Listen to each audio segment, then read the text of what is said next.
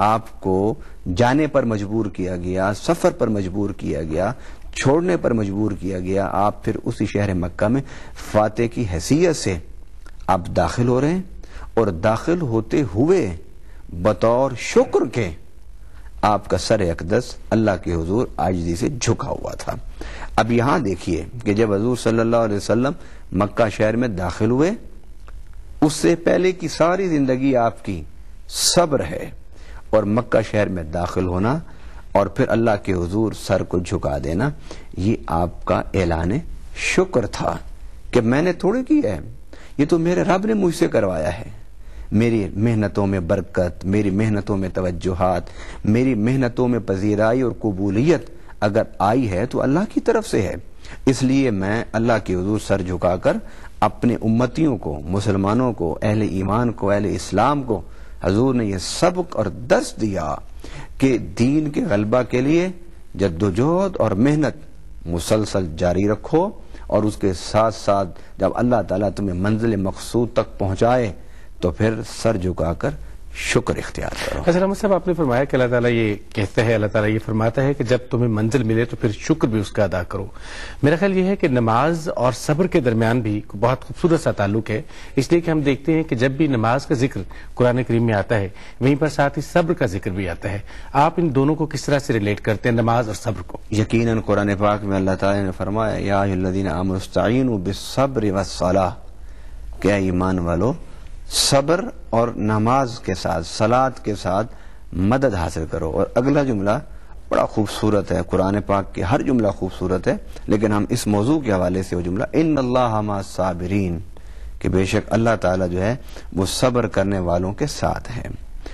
کیونکہ نماز ایک ایسا عمل ہے کہ جس کے راستے میں شیطان بڑی رکاوٹ پیدا کرتا ہے۔ حالانکہ ایک چھوٹا سا عمل یہ ہے نا کہ آپ نے ظہر کے وقت جا کر فرض پڑھنے ہیں تو فرض کی تعداد تو 4 ہے، عصر میں نماز فرض اس کی 4 رکعت ہے، اس کی مغرب میں اس کے 3 رکعت ہیں، عشاء میں 4 فرض ہیں اور 3 واجب ہیں، 4 فرض اور 3 وتر ہو گئے، فجر میں 2 فرض ہیں۔ اب اس میں انسان جب آگے بڑھتا ہے تو شیطان اسے روکتا ہے، وہ اس لیے کہ نبی پاک صلی اللہ علیہ وسلم نے فرمایا کہ اگر ہم نماز پورے تصور کے ساتھ ادا کریں تو بہت ساری انسان کی برائیاں ختم ہو جاتی ہیں، انسان کے اندر بہت ساری لغو باتیں ختم ہو جاتی ہیں، انسان کے اندر بہت سارے بیہودہ زندگی کے انداز و اطوار ختم ہو جاتے ہیں۔ اس لیے کہ قرآن پاک میں اللہ تعالیٰ نے یہ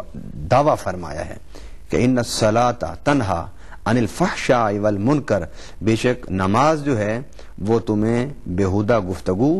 اور بیہودہ اعمال سے روکتی ہے، تمہیں دور کر دیتی ہے۔ کیونکہ نبی صلی اللہ علیہ وسلم کا فرمان ہے کہ جب تم نماز میں کھڑے ہو تو یہ ذہن میں رکھو کہ تم نے پچھلی نماز سے اس نماز تک اللہ کو حساب دینا ہے۔ مثلا ہم نے ظہر کی نماز پڑھی تو اب عصر پڑھ رہے ہیں، تو اب ہمیں عصر کی نماز پڑھتے ہوئے ظہر کے بعد جو کچھ کیا ہے اس کا حساب اللہ کو پیش کرنا ہے، یہ ہے نماز۔ اگر ہم اس تصور سے نماز کو پڑھیں گے تو ہمارے اندر سے فکری اور عملی اعتبار سے بہت ساری غلطیوں کی اصلاح ہوگی۔ اس لیے شیطان جتنا متحرک اس عمل میں ہے کہ نماز کی طرف آنے سے وہ روکنے کی جتنی محنت کرتا ہے، شاید اتنی محنت کسی اور عمل میں رکاوٹ پیدا کرنے میں وہ نہیں کرتا۔ اس لیے فرمایا کہ نماز جو ہے نا وہ وہی لوگ قائم کر سکیں گے، نماز وہی لوگ پڑھ سکیں گے، نماز کی پابندی وہی لوگ کر سکیں گے جو صبر اختیار کریں گے۔ ایسے نہیں ہوگا، یہ بڑا صبر والا کام ہے۔ تو اتنا بڑا عمل کہ جس میں اللہ کا حضور، اللہ کے ہاں حاضری، اپنے گناہوں کا احتساب، اپنے گناہوں کی معافی، اتنی بڑی بشارتیں جس کام کے لیے ہیں، تو اس کام کو کرنے کے لیے بڑے ہمت اور بڑے استقامت کی ضرورت ہے، اور اسی ہمت اور استقامت کا نام تو صبر ہے۔ اچھا نام صاحب، ایک وہ صبر ہے جس کا آپ ذکر کر رہے ہیں، مشکل محنت ہے، مشکل مزاجی ہے، اور اپنی منزل کا تعین ہے، اور اس منزل کی طرف آپ کا سفر ہے۔ دوسرا، ہم عام زندگی میں صبر کہتے ہیں اور سنتے آئے ہیں کہ جب ہمیں کوئی چیز حاصل نہیں ہو رہی ہوتی، جب ہم کوئی چیز نہیں پا سکتے اور اپنی اس منزل تک نہیں پہنچ سکتے، تو ہمارے بڑے ہمیں کہتے ہیں کہ صبر کرو، حوصلہ کرو، تمہیں یہ منزل ضرور پہنچے گی۔ آپ اس صبر کو جس کا آپ ذکر کر رہے ہیں اور جس میننگز میں صبر کو لے رہا ہوں، ان کو کس طرح سے ریلیٹ کرتے ہیں؟ تقریباً ان کا معنی قریب قریب ہے، کیونکہ قرآن پاک